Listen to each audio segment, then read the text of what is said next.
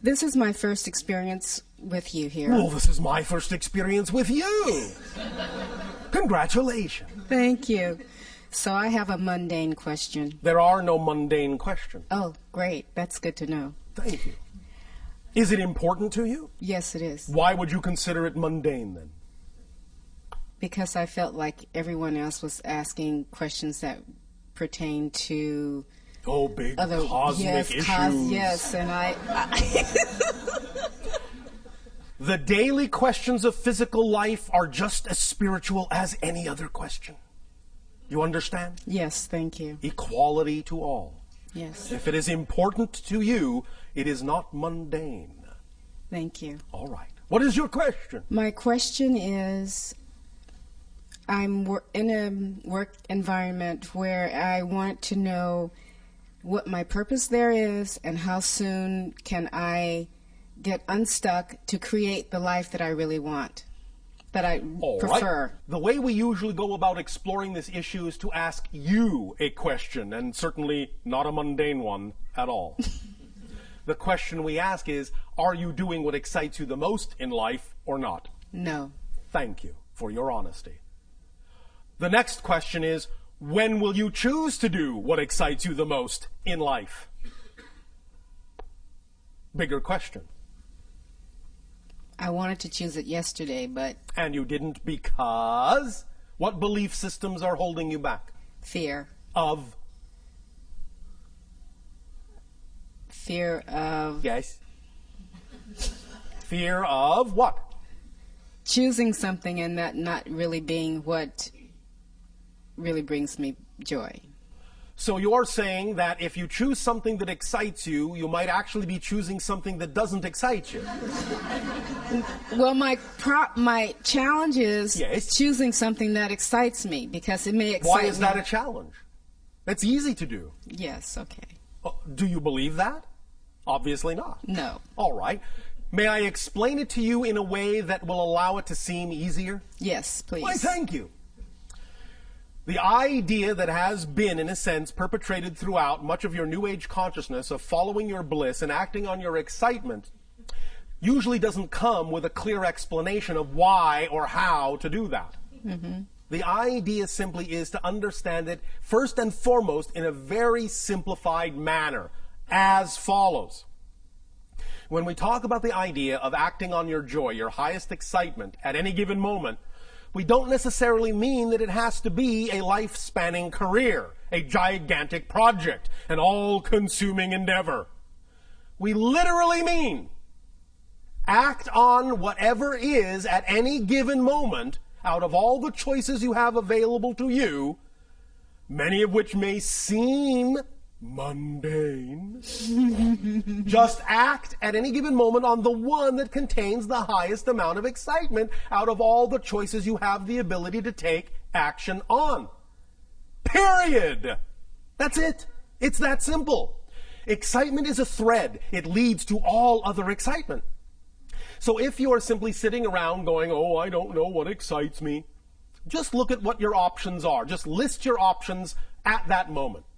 If the only options are go shopping, take a walk on the beach, call a friend, just for an example, just pick the one that's most exciting and act on it to the best of your ability, taking it as far as you can till you can take it no further. When you come to the next crossroad, look at the options available to you then, pick the one that's most exciting, you have the greatest degree of ability to take action on, and take action on it. When you come to the next crossroad, do the same thing. When you come to the next crossroad, do the same thing. The excitement that you follow will automatically draw you into a series of synchronistic events that will constantly accelerate and expand your ability to experience excitement, and constantly accelerate and increase your ability to experience that your excitement will actually be capable of supporting you in your life if you keep moving in that way. Does that make sense to you? Yes. Now, the question is, do you believe it? Because the idea is that when we, first of all, offer the idea that all you have to do at any given moment is simply choose out of the relatively normal options available to you, if you can't think of any all-encompassing excitement. If you just choose the most exciting option out of whatever is available to you and act on it, when we offer that suggestion up, very often the first thing that comes out of the human mind is, but that's not connected to this, or how can that support me? I don't understand. You don't have to understand. That's the beauty of it. The idea is that your physical mind is not designed, never was, and never will be designed to understand how things will happen. It is not designed to understand or comprehend how something that you act on that excites you will bring you the thing you need somewhere down the line. So you don't have to think about how that's going to happen. All you have to do is act on it knowing that it will. Because the human mind is only designed to experience how things are happening. That's it. The human mind is only designed, the physical mind is only designed to understand the physical experience.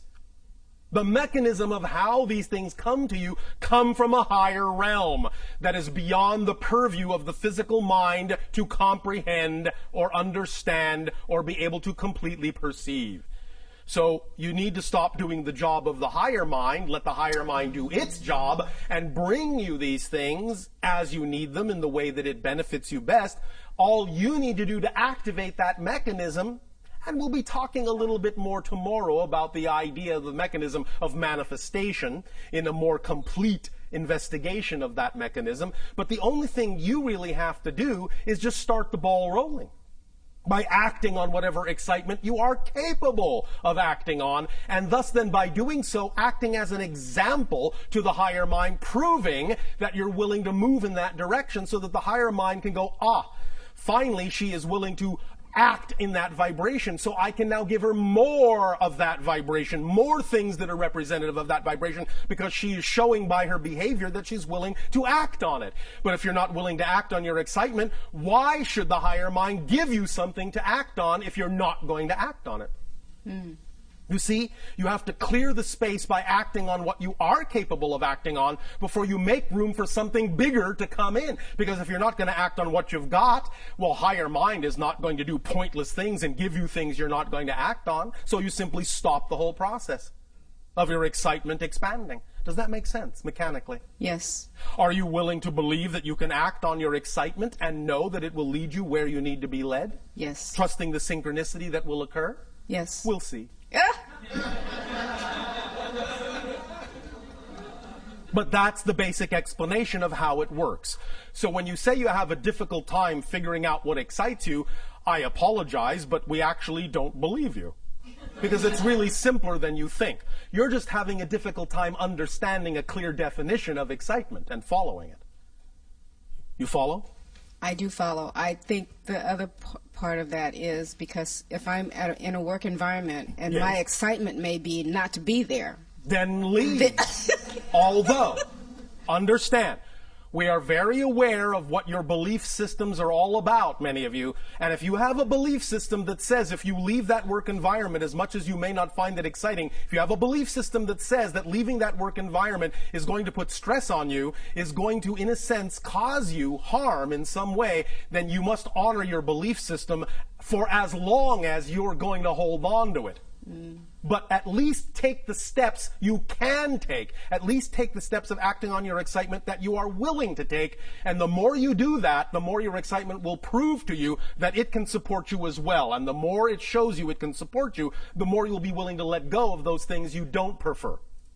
So you can do it at your own pace. Don't dishonor your belief system. You can jump off the cliff, but only if you believe that you actually will fly. Otherwise, I would suggest you're in for a very hard landing.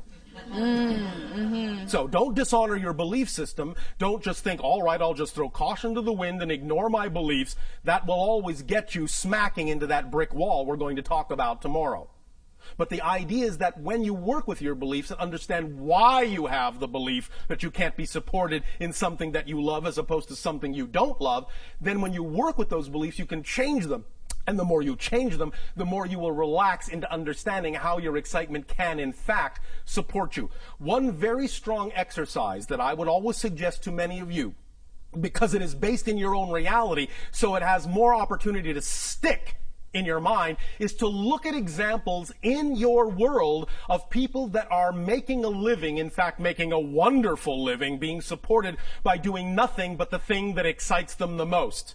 Because I guarantee you, when you look at them and understand how they're doing that, you will understand that if they can do it, you can do it. There is nothing special about them in that context. If you can see it, if you can attract into your reality an example of someone acting on their joy and being supported in their life by doing so, if you could have attracted that example into your reality, if you are capable of even perceiving it, that means you are capable of living it. Otherwise, you wouldn't have been capable of perceiving it, because reality doesn't do pointless things, and you cannot perceive what you are not the potential vibration of. You follow? Yes. Does this help? Yes, thank you very much. Thank you.